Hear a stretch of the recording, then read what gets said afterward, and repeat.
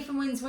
I'm with Lee Prudden, who I've known for a very long time, who is a pro boxer back in the 1990s. He had 22 pro fights, he won 7 of those, lost 12 and drew 3 of them. So what I want to talk to you about is your boxing career, and let's go back to the very beginning. What got you into boxing first off? My father Fred, told me I was no good at football, so I might as well go and put some leather on my fists. Let's do something else. Yeah, and so I ended up joining Red Amateur Boxing Club in 1980. And who are some of the big influences at that time for you? Obviously, Sammy Ferris, who's my coach, and his father Bill. Great people, and obviously I went on to become close friends with the family. And what about your amateur career?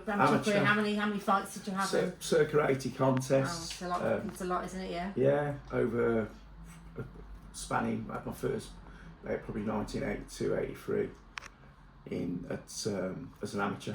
Yeah. Weighing 8 stone 3 as a youngster. Yeah. First fight in Redditch was at the Bridley Social Club against the Ardine. And what year was that then? How old had you been? 1983. Okay. So 15 years old. Okay. That was my third fight, but my first one actually in Redditch. My 2 previous fights were over in Alcester, the Ulster Trades and Labour Club. And what stage was it you thought, I've done amateur, I can go pro? What was that turning point for you? I had a friend called Tony Bean from Birmingham.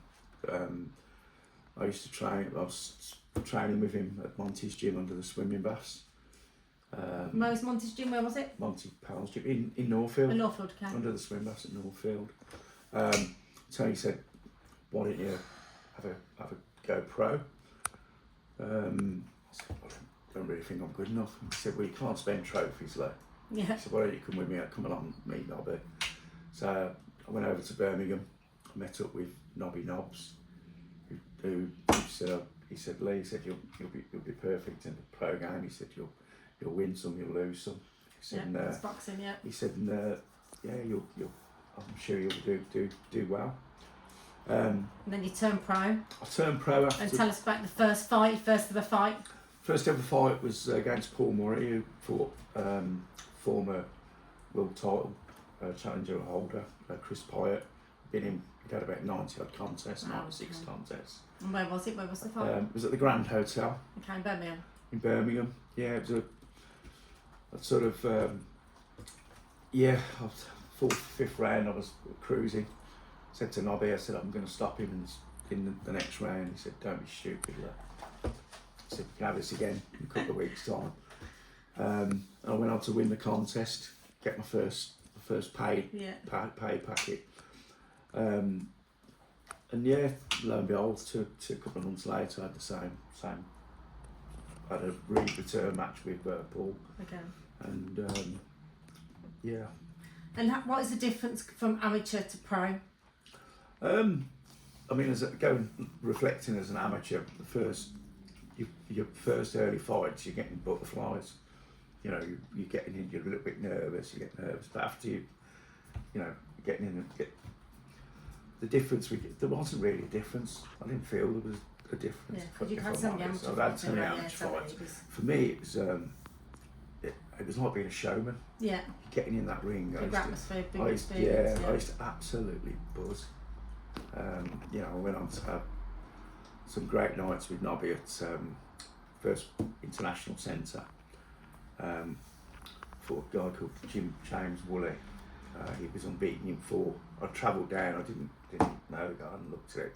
I opened the programme up. There's Nigel Benn. Big picture of Nigel Benn fighting Kid Myler. I opened the next page and there's Jim Woolley. He'd knocked 4 out. Last fight in 60 odd seconds. Yeah. I said to Nobby, I said, "No." He said, "Lee," he said, "you'll either win on points or lose on points." He said, "You know too much of this kid." And the fight was sandwiched between Nigel Ben fighting Kid Milo and Herbie Hyde fighting Tucker from Wolverhampton, and Kid come out to Willy Bully, and I just did as I was told and put it on him, frustrated him, and give him his first L on his card. We was later. We was billed on the Chris Eubank Michael Watson card at White Hart Lane for 20,000 people. Again, that was one hell of a night. Can you imagine? Yeah. 5 coach loads, I think, from Redditch were down there, and it was like the away team scoring. It's like the away team scoring when they said my name out. It was one of the greatest nights in my life. Yeah. You know, I was up there seeing my kids born. Oh, yeah. And obviously at that stage then you were getting paid, so it'd gone from amateur to pro. Could you live off a boxing salary, and you know what was it like back then? Well, it went hand in hand with my career. I was doing doors, witness protection, personal security, got 40, 50 guys in Birmingham doing pubs, clubs, and it went hand in hand. So it was quite comfortable. On and around I got on and around my wedding, I had 3 fights in I think 22 days. And it literally sorted my new home out. My new home and a honeymoon out for me. I mean, then that goes nicely to a question I was going to ask about, obviously, your family. How did boxing affect your family and personal life? Obviously, you mentioned you got married, so what was the balance? Was it, because as you well know, I know a lot of pro boxers, and I understand how much pressure it is and how hard work they put into it. So what was the balance for you? Did you find a good balance between it? It was difficult because my children come along quite quickly. So my best mate, Michelle, who I played squash, badminton, tennis with. It was quite difficult because I was also working 2 or 3 jobs trying to provide a nice home for the family. But no, I sort of lived and breathed it. Back in the day, it was 2 or 3 times a day training, doing different things. Did you ever get any injuries, any really serious injuries that maybe we don't even know about, or? I was in an accident and ended up severing the muscles around my spine. Not boxing related though? No. Okay. And that had a big impact on my career. Okay.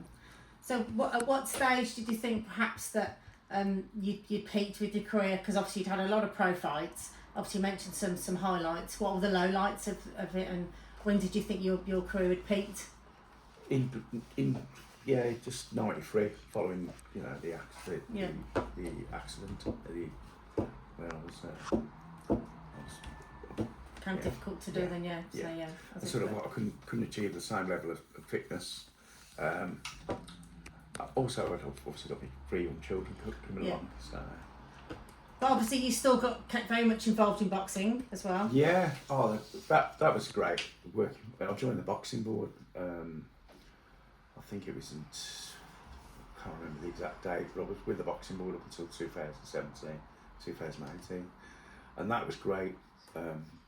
Working for the British Boxing Board after boxing. Yeah. It was a lot less painful because I never got hit. But it was seeing it from the other side. It was you don't, as a boxer, you don't actually appreciate the effort that goes in behind the scenes, looking after the fighter's well-being. So I was for me it was really great working for the British Boxing Board. I had some fantastic nights as an official at some really big venues and with some big names. So what advice would you give to a young pro or an amateur boxer now, with all the experience you have? What would you say to them? Certainly reflecting. Or younger self even? Yeah, certainly reflecting. Yeah, join an amateur club, get some amateur experience. You're never too old to turn amateur, to get some experience. And then if you are good enough and you are good enough to make the step, it is a big step from an amateur. There's lots of people that don't actually can make the step up into the professional game because it's a different game. But yeah, go ahead, go out there, join an amateur club, get some experience. There's some really top amateur clubs around, and there's some pro-am clubs now where the kids are being actually encouraged to try and spar with the professionals. It's not only good for the amateurs, it's good for the professionals as well. Yeah, to see these kids coming through and help them on their journeys. I've got 2 more questions to ask you. One is, currently or previously, what's the best venue for boxing? Best venue. Or there's somewhere you thought or you think now is a really good venue they use? Best venue, obviously, I boxed at York Hall. Yeah. That was a really great venue, small, packed in Bethnal Green. That was a great night. Obviously, White Hart Lane, the new White Hart Lane, or the new Tottenham Hotspur Stadium is absolutely phenomenal. That would be a standout for any aspiring professional to get on that card. And then you've got the old Wembley Arena. Yeah. I was fortunate enough to box at Wembley Arena on the Bruno Rabalta Hunnigan Ramirez build, sandwiched in between. There's a story that you told me before. There's a story there. Maybe leave that for another day. That was Wembley Arena again. Yeah. Great venue. And if locally, Wolverhampton City Hall. Yeah, it's good. You know, as a venue, I had my TV Sky debut at Wolverhampton Civic Hall, and that is some venue. It's very similar to. Yeah. It reminds me of York Hall. That's nice into venue as well. Yeah. And then just last question: greatest boxer of all time, in your opinion? My opinion has always been Marvin Hagler, the animal. Okay. Absolute legend. Have you met him? Marvin Hagler. I haven't met Marvin. And I'd say one of the greatest heavyweights was probably Lennox Lewis. Yeah. He's one of ours. Great boxer. Yeah. As an ambassador to boxing, I was fortunate enough to meet Frank Bruner. Yeah. And what a great guy. He's a legend for us. He is, brilliant personality and recognisable, brilliant. No, good. Well, thank you for your time today. It's been much appreciated. Hopefully we get to catch up soon. And I know we still go to lots of boxing events together, so that's much appreciated. So Lee Prudden, thank you for your time. Speak to you soon. Wins. Thanks, Annie.